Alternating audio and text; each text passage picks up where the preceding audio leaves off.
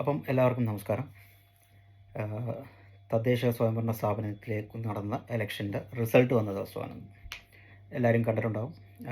റിസൾട്ടിനെക്കുറിച്ച് എല്ലാവരും അറിഞ്ഞിട്ടുണ്ടാവും. ഈ ഇലക്ഷനിൽ മത്സരിച്ച് ജയിച്ച എല്ലാ സ്ഥാനാർത്ഥികൾക്കും, അതിപ്പം ഏത് രാഷ്ട്രീയ പാർട്ടിയുടെ ആയാലും എല്ലാ സ്ഥാനാർത്ഥികൾക്കും ഞാൻ എൻ്റെ അഭിനന്ദനങ്ങൾ അർപ്പിക്കുന്നു. അതോടൊപ്പം തന്നെ കോൺഗ്രസ് പാർട്ടിയോട് എനിക്ക് പറയാനുള്ളത്, ആദ്യമായിട്ട് അവർക്ക് ജയിച്ചതിൻ്റെ അഭിനന്ദനങ്ങൾ. പിന്നെ ഈ കോൺഗ്രസ് എന്ന് പറയുന്ന ഒരു പാർട്ടി ഇപ്പോൾ ഈ പറയുന്ന ചരിത്രത്തിലില്ലാത്ത വിധം ഇങ്ങനൊരു ഇലക്ഷൻ്റെ റിസൾട്ട് ചിലപ്പോൾ അവർ തന്നെ ഞെട്ടിയിട്ടുണ്ടാവും. പ്രത്യേകിച്ച് കൊല്ലം പോലുള്ള ജില്ലകളിലൊക്കെ റിസൾട്ട് കണ്ടിട്ട് അവർ തന്നെ ഞെട്ടിയിട്ടുണ്ടാവും. അപ്പം അവരോട് എനിക്ക് പറയാനുള്ളത്, ഇതൊരിക്കലും ജനങ്ങൾ നിങ്ങൾ വരണം, അല്ലെങ്കിൽ നിങ്ങൾ മാത്രമേ ഇതിനൊരു പ്രതിവിധിയുള്ളൂ എന്ന് വിചാരിച്ച് ജനങ്ങൾ തന്നൊരു മാൻഡേറ്റായിട്ട് നിങ്ങളിതിനെ കാണരുത്. ശരിക്കും പറഞ്ഞാൽ ഇതല്ല. അത് ഞാൻ പറയാൻ പ്രധാനപ്പെട്ട കാരണങ്ങൾ ഒന്ന് രണ്ടെണ്ണമുണ്ട്. ഇപ്പം CPM പോലൊരു പാർട്ടി, നിങ്ങൾക്കറിയാം. ആ പാർട്ടി എന്ന് പറയുന്നത് നമ്മുടെ നാട്ടിൽ ബേസ് ലെവലിൽ ജനങ്ങളുമായിട്ട് ഏറ്റവും അടുത്ത കോണ്ടാക്റ്റ് വെക്കുന്നതും ജനങ്ങളുമായിട്ട് നേരിട്ട് ഇടപെടുകയും ചെയ്യുന്ന നല്ല ഒരുപാട് പ്രവർത്തകരുള്ള ഒരു പാർട്ടിയാണ്. കോൺഗ്രസ്സിന് ഇതില്ല. ഈ ഒരു അടിത്തട്ട് പ്രവർത്തനം കോൺഗ്രസ്സിനില്ല. കോൺഗ്രസ്സിനെ സംബന്ധിച്ചിടത്തോളം കതർ നനയാതെ, അല്ലെങ്കിൽ കതറിനകത്ത് അഴുക്ക് പറ്റാതെ മുന്നോട്ട് പോവുക, അല്ലെങ്കിൽ രാഷ്ട്രീയ പ്രവർത്തനം നടത്തുക എന്നുള്ളൊരു സെറ്റപ്പിൽ മാത്രമേ അവരെ നമ്മൾ കണ്ടിട്ടുള്ളൂ.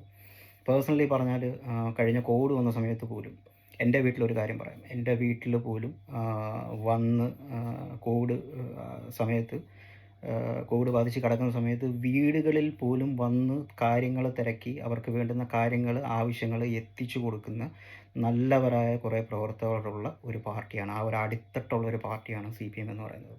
അതൊരിക്കലും ഞാനിപ്പോഴും ഈ സമയം, ഇപ്പോൾ കോവിഡ് കഴിഞ്ഞിട്ട് ഇത്രയും വർഷമായെങ്കിൽ പോലും ഈ സമയത്തും കോൺഗ്രസിൻ്റെ അങ്ങനെ ഒരു പ്രവർത്തനം ഞാൻ എങ്ങും കണ്ടിട്ടില്ല. പ്രത്യേകിച്ച് എൻ്റെ വാർഡിൽ കണ്ടിട്ടില്ല. പിന്നെ ഈ CPMനെ സംബന്ധിച്ച് പറഞ്ഞാൽ, ഈ ഉണ്ടായിരിക്കുന്ന ഒരു തോൽവി അതൊരിക്കലും ഈ പറയുന്ന അടിത്തട്ടിലെ പ്രവർത്തനത്തിൻ്റെ ഫലമായിട്ടോ, അല്ലെങ്കിൽ അടിത്തട്ടിൽ നല്ല പ്രവർത്തകരില്ലാത്തതിൻ്റെ ഫലമായിട്ടോ, അല്ലെങ്കിൽ ആ അടിത്തട്ടിൽ അവർ പ്രവർത്തിക്കുന്നില്ല എന്നുള്ളത് കൊണ്ടോ സംഭവിച്ചൊരു തോൽവിയല്ല. ഈ തോൽവിയുടെ പരിപൂർണമായിട്ടുള്ള ഉത്തരവാദിത്വം ആ പാർട്ടിയുടെ നേതൃത്വത്തിനാണ്. നിങ്ങൾക്കറിയാം, ഈ കഴിഞ്ഞ കാലങ്ങളിലായിട്ട് സംഭവിച്ചുകൊണ്ടിരിക്കുന്ന പല വിധത്തിലുള്ള വിഷയങ്ങൾ, ഇപ്പോൾ അതിൽ ഈ പറയുന്ന PM ശ്രീയിലാണെങ്കിൽ പോലും അവരെടുത്തിട്ടുള്ള നിലപാടുകൾ, നേതൃത്വം മാത്രം അറിഞ്ഞുകൊണ്ട് നടക്കുന്ന കാര്യങ്ങൾ, എന്താണ് ഇതിൻ്റെയൊക്കെ പിന്നിൽ നടക്കുന്നതെന്ന് നമുക്കിപ്പോഴും അറിയില്ല. അപ്പം അങ്ങനെയൊക്കെയുള്ള കുറേ സംഭവങ്ങൾ നടക്കുന്നുണ്ട്. പ്രധാനമായിട്ടും പറയാനുള്ളത് ശബരിമലയിലെ സ്വർണ്ണക്കൊള്ളയെക്കുറിച്ചാണ്. ഒന്ന് ആലോചിച്ച് നോക്കുക. ഇത്രയും വലിയൊരു സംഭവം അവിടെ നടന്നിട്ട് അതിനെ ഒന്ന് അഡ്രസ്സ് ചെയ്യാൻ ആയിട്ട് പോലും ആ പാർട്ടിയുടെ സെക്രട്ടറി ഒന്നും ശ്രമിച്ചിട്ടില്ല. അതിനെ അഡ്രസ്സ് ചെയ്യുക, അല്ലെങ്കിൽ അതിനകത്തൊരു വിശദീകരണം കൊടുക്കുക എന്നുള്ളൊരു നിലപാട് ആ പാർട്ടി എടുത്തിട്ടില്ല. ഇവരുടെ ഇന്നത്തെ ഈ തോൽവിയുടെ പ്രധാനപ്പെട്ട, അതായത് ഒരു 50% ഞാൻ കാണപ്പെടുന്നൊരു കാരണം അതുതന്നെയാണ്. അവരൊരു നിലപാടെടുത്തിരുന്നുവെങ്കിൽ, അല്ലെങ്കിൽ ഈ പറയപ്പെടുന്ന ഒരു വിഷയം പൊങ്ങി വന്നപ്പം അതിനെ ഒന്ന് അഡ്രസ്സ് ചെയ്ത് ആ പാർട്ടി സംസാരിച്ചിരുന്നുവെങ്കിൽ ഇവർക്ക് ഇത്രയും ഒരു പോരായ്മ ഈ പറയപ്പെടുന്ന ഇലക്ഷനിൽ ഉണ്ടാവില്ലായിരുന്നു. കാരണം ഇത് അടിത്തട്ടിൽ നടക്കുന്ന ഒരു ഇലക്ഷനാണ്. അടിത്തട്ടിൽ നിറയെ വേരോട്ടമുള്ളൊരു പാർട്ടിക്ക് ഇങ്ങനൊരു ഇലക്ഷൻ റിസൾട്ട് ഞാൻ ഒരിക്കലും പ്രതീക്ഷിച്ചതല്ല. ഇത് ഓവർകം ചെയ്ത് അവരെങ്ങനെ മുന്നോട്ട് പോകും എന്നുള്ളത് ഇനി മുന്നോട്ട് നമ്മൾ കാണേണ്ട കാര്യമാണ്. എപ്പോഴും ഈ പറയുന്ന ഒരു രീതിയിലുമുള്ള തെറ്റുകൾ അവർ അഡ്രസ്സ് ചെയ്യാത്ത സ്ഥിതിക്ക്, അല്ലെങ്കിൽ എന്താ പറയുക, ഓരോ പത്രസമ്മേളനങ്ങൾ നടത്തുമ്പോൾ പോലും അവിടെ വന്നിരുന്നുകൊണ്ട് ജനങ്ങൾക്കിതൊന്നും, അവരിതൊന്നും നോക്കുന്നില്ല, അവരിതൊന്നും കാണുന്നില്ല, അല്ലെ അവരുടെ ശ്രദ്ധ ഇതൊന്നും അല്ല എന്ന് പറഞ്ഞുകൊണ്ട് ഈ ജനങ്ങളെ ഒരുമാതിരി വിഡ്ഢികളായിട്ട് കണ്ടുകൊണ്ടുള്ള പത്രസമ്മേളനങ്ങൾ പോലുമാണ് ഇതിൻ്റെ നേതൃത്വത്തിലിരിക്കുന്നവർ നടത്തിക്കൊണ്ടിരിക്കുന്നത്. ശരിക്കും പറഞ്ഞാൽ ഇത് അതിനൊക്കെ കിട്ടിയ നല്ലൊരു അടിയാണ്. അത് വേണ്ടതാണ്. ഇതിനുള്ള അധികാരം ഉള്ളത് കൊണ്ടാണല്ലോ ഇത് ജനാധിപത്യം എന്ന് പറയുന്നത്. അപ്പോൾ അത് വേണം. അത് നല്ലൊരു സമയത്താണ് കിട്ടിയേക്കുന്നത്. അപ്പം ഇനി മുന്നോട്ട് ഇതെങ്ങനെയാണ് മുന്നോട്ട് പോകുക എന്നുള്ളത് നമ്മൾ കണ്ടു തന്നെ അറിയണം. അവർ നേതൃത്വത്തിൽ വല്ല മാറ്റങ്ങൾ കൊണ്ടുവരാൻ ഉദ്ദേശിക്കുന്നുണ്ടോ, അതല്ലെങ്കിൽ വേറെ ആരെങ്കിലും ഒരു മുഖ്യമന്ത്രി സ്ഥാനാർത്ഥിയായിട്ട് കാണിക്കാൻ ഉദ്ദേശിക്കുന്നുണ്ടോ?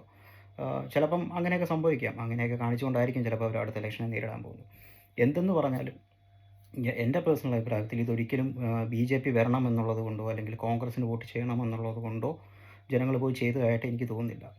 ഈ ഈ ഈ ഭരിക്കുന്ന പാർട്ടിയുടെ നേതൃത്വത്തിലിരിക്കുന്ന ആളുകൾക്കെതിരെ ഈ ജനങ്ങൾക്കിടയിൽ ഉണ്ടായിട്ടുള്ള ഒരു വികാരമാണ് ഇപ്പോൾ ഈ കാണിക്കുന്നത്. ഇപ്പോൾ ഇന്ന് തന്നെ ഇലക്ഷൻ കഴിഞ്ഞ് റിസൾട്ട് വന്ന പാടെ അവരുടെ ഒരു നേതാവ് മണി വന്ന് പറഞ്ഞത് നിങ്ങളും കേട്ടിട്ടുണ്ടാവും. ആളുകൾ കൊടുത്ത എല്ലാം മേടിച്ച് തിന്നിട്ട് അവർക്കെതിരെ വോട്ട് ചെയ്തു അല്ലെങ്കിൽ ചതിച്ചു എന്നുള്ള രീതിയിലാണ് പറയുന്നത്. ഇങ്ങനെയൊക്കെയുള്ള എന്താ പറയുക, ധാരണകൾ മനസ്സിൽ വെച്ചുകൊണ്ടാണ് പലരും നേതൃസ്ഥാനത്തിരിക്കുന്നത് പോലും. അപ്പോഴും നിങ്ങൾ മനസ്സിലാക്കേണ്ട ഒരു കാര്യം, ജനങ്ങൾ വിഡ്ഢികളല്ല, അങ്ങനെ ഒരിക്കലും വിചാരിക്കരുത്. അത് ഈ വോട്ട് അവകാശമുള്ള ഓരോരുത്തരും, അതിപ്പോൾ വോട്ട് അവകാശം ഉള്ളവരായാലും ശരി അല്ലാത്തവരായാലും ശരി, വോട്ട് ചെയ്യുന്ന ഓരോരുത്തർക്കും അവരുടേതായ കാഴ്ചപ്പാടുകളുണ്ട്. അതിൻ്റെ അല്ലെങ്കിൽ ആ ഒരു വിസിബിലിറ്റിയുടെ മുമ്പിൽ നിങ്ങൾ എന്തൊരു കാര്യം കൊണ്ടുവന്ന് പുകമറയായിട്ട് വെച്ചാലും വോട്ട് ചെയ്യുന്നവർ കാണേണ്ട കാര്യങ്ങൾ വ്യക്തമായിട്ട് കാണും എന്നുള്ളതിൻ്റെ പരിപൂർണമായിട്ടുള്ളൊരു റിസൾട്ടാണ് ഇപ്പോൾ വന്നത്. ഇപ്പം ശബരിമല കേസ് ഇത്രയും ഇതായിട്ട് നിൽക്കുന്ന സമയത്തും രണ്ട് പ്രധാനപ്പെട്ട ആൾക്കാരകത്ത് പോയ സമയത്ത് പോലും അതിനെ അഡ്രസ്സ് ചെയ്യാതെ ഒരു രാഹുൽ മാങ്കൂട്ടം എന്നുള്ളൊരു വിഷയം എടുത്ത് കൊണ്ടുവന്ന് ഇതിൻ്റെ ഫ്രണ്ടിൽ വെച്ച് ഒരു മറച്ച് പിടിച്ചാൽ പുറയിലിരിക്കുന്ന അയ്യപ്പനെയും അവിടുന്ന് മോഷണം പോയ സ്വർണവും ആരും കാണില്ല എന്ന് നിങ്ങൾ തെറ്റിദ്ധരിച്ചിട്ടുണ്ടെങ്കിൽ അത് വെറുതെയാണ്. അതിപ്പോൾ കണ്ടല്ലോ, ഇപ്പോൾ കണ്ടതും നിങ്ങൾ മനസ്സിലാക്കിയതും ഒക്കെ എന്താണെന്നുള്ളത് ഇനി മുന്നോട്ട് പറയട്ടെ. അപ്പം തന്നെയും ഈ തെറ്റ്, ഇപ്പം നിങ്ങൾക്ക് സംഭവിച്ച ഈ തെറ്റ് നിങ്ങൾ തിരുത്തിയില്ലെങ്കിൽ നിങ്ങൾക്ക് മുന്നോട്ടുള്ള എലക്ഷൻ എന്ന് പറയുന്നത് ശരിക്കും ഒരു കേറാമലയായി മാറിപ്പോകും. അതുകൊണ്ട് നിങ്ങൾ വേണ്ട തിരുത്തലുകൾ എത്രയും പെട്ടെന്ന് വരുത്തണം, അല്ലെങ്കിൽ നിങ്ങൾക്ക് ഇതിൻ്റെ തിരിച്ചടി അടുത്ത ഇലക്ഷനിലും നേരിടേണ്ടി വരും. ഞാൻ വളരെ ഇതായിട്ട് തന്നെയാണ് പറഞ്ഞത്. കാരണം ഇത്രയും നല്ല ഒരു പ്രവർത്തനം അടുത്തിട്ടിൽ നടത്തുന്ന മറ്റൊരു പാർട്ടിയെ ഞാൻ കണ്ടിട്ടില്ല. എനിക്ക് ഒരു രാഷ്ട്രീയമുണ്ടോ എന്ന് ചോദിച്ചു കഴിഞ്ഞാൽ എനിക്കങ്ങനെ സ്പെസിഫിക് ആയിട്ട് രാഷ്ട്രീയമില്ല. പക്ഷേ നമ്മൾ രാഷ്ട്രീയം വീക്ഷിക്കുന്ന ഒരാളാണ് എന്ന സ്ഥിതിക്ക് നമ്മൾ ഓരോ പാർട്ടികളെയും ഓരോ ആവശ്യ സമയത്ത് നമ്മളോട് ആരാണ് നിൽക്കുന്നത്, അല്ലെങ്കിൽ ഒരു ആവശ്യം വരുമ്പോൾ ആ നാട്ടിൽ ആരാണുള്ളത്, ഇതൊക്കെ നമ്മൾ കാണുന്നുണ്ട്. അപ്പം അതിൻ്റെ ഒരു ബേസിൽ തന്നെയാണ് ഞാനീ പറയുന്നത്. ഒരിക്കലും കോൺഗ്രസ്സിന് കൊടുത്തൊരു മാൻഡേറ്റായിട്ട് നിങ്ങളിതിനെ തെറ്റിദ്ധരിക്കരുത്. അത് കോൺഗ്രസ്സിന് കിട്ടിയ ഒരു മാൻഡേറ്റ് അല്ല. ശരിക്കും ഈ ഭരിക്കുന്ന പാർട്ടിയുടെ നേതൃത്വത്തിലിരിക്കുന്നവരോട് ജനങ്ങൾക്ക് തോന്നിയ ഒരു വിശ്വാസമില്ലായ്മയോ അതിനെങ്ങനെ വേണമെങ്കിലും എടുക്കാം, അതിൻ്റെ ഒരു പ്രതിഫലനമാണ് വോട്ടായിട്ട് ഇപ്പോൾ കോൺഗ്രസിൻ്റെ പെട്ടിയിലോട്ട് വന്നിരിക്കുന്നത്. മുന്നോട്ട് നിങ്ങൾ തിരുത്തട്ടെ. അതിൽ എത്രയും പെട്ടെന്ന് നിങ്ങൾ തിരുത്തേണ്ട ഒരു വിഷയമാണ് ശബരിമല സ്വർണ്ണമോഷണ കേസ്. അത് എത്രയും പെട്ടെന്ന് നിങ്ങൾ തിരുത്തുന്നോ അത്രയും നിങ്ങൾക്ക് നല്ലതായിരിക്കും. അത് തിരുത്തിയില്ല എന്നുണ്ടെങ്കിൽ നിങ്ങൾക്ക് മുന്നോട്ടും ഇത് തന്നെയായിരിക്കും നിങ്ങളുടെ അവസ്ഥ.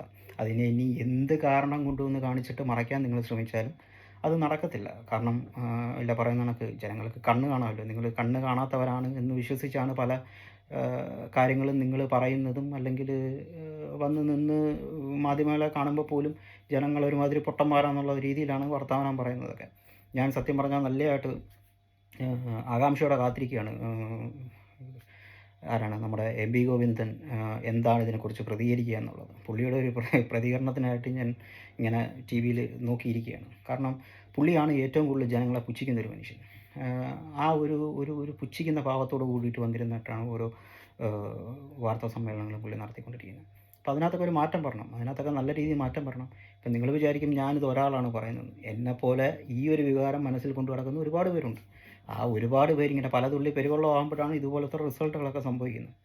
അതുകൊണ്ട് അടുത്ത ഇലക്ഷന് എല്ലാം തിരുത്തി മുന്നോട്ട് വരുമെന്ന് പ്രതീക്ഷിക്കുന്നു. All the best.